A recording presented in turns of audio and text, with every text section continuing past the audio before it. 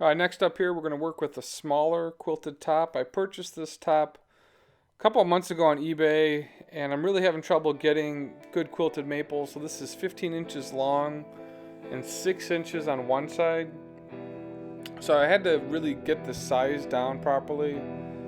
And trying to take my template here and trying to figure out which side is going to look best. I thought I'd fill this in either with some jewels or rhinestones or epoxy like I've done in my other videos, but this time I'm actually going to just use some wood to fill the gaps. So I think I've got the right size here, and I'm going to go ahead and draw the line, take this over to my bandsaw, cut this up so I got one clean edge.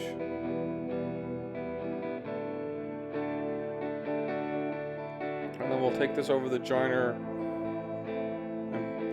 get it nice and flat on one side so I'll have a good book match. And then I take this back over to my bandsaw and cut this so we can book match it.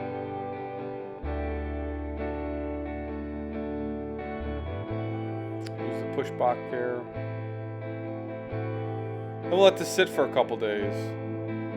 And then we'll get it lined up. We'll go ahead and glue it and clamp it down. This is how I keep everything flat. And then run it through the drum sander one more time, make sure everything's flat. Here we're looking pretty good. That's the side that I'll glue down. You can see I've got about a ½ inch on each side. So I'll clamp this together and screw it down, and then take this to the bandsaw and cut off the edges. And I'll save some of that wood to use as part of the piece that I'll add the extra glues to. So then we'll route this to shape. You can see on the bottom I've got a decent gap. I've got a Corinna body I'm going to glue this to. And we're just going to scrape the glue along the spots where I know I'm going to have to re-glue some pieces. And we'll take this over to my press and press it down. Comes back looking pretty nice. That's the tracing of where I actually need some pieces of wood. So I wanted to try and keep as much of the quilted maple the same as I could. I couldn't on the bottom, but here on the top I can get this piece glued in properly. So I found a spot that fits sort of nice. I'll use some filler in the spots. Cut this to size so it fits underneath properly. I'll get a chisel and just chisel this down a little bit so it matches up slightly better. And there's still a little bit of a gap, but I'm okay with that.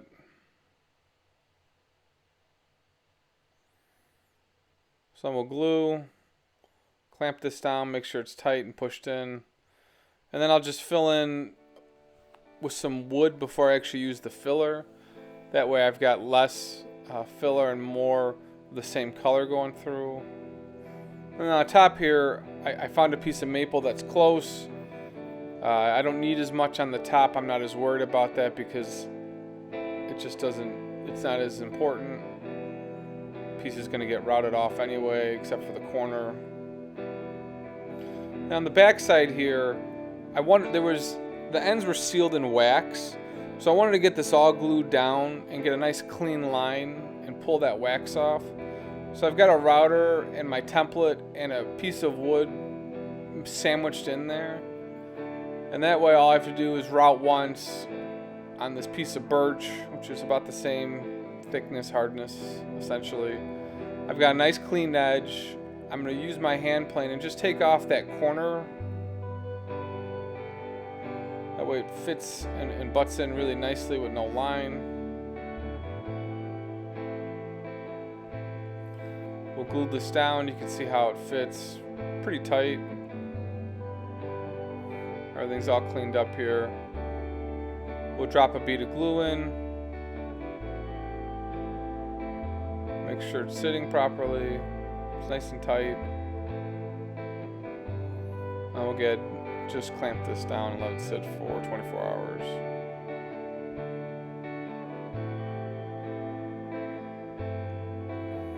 Then we'll just take this to the drum sander and pass it through a couple times to get everything nice and flat, which it is here.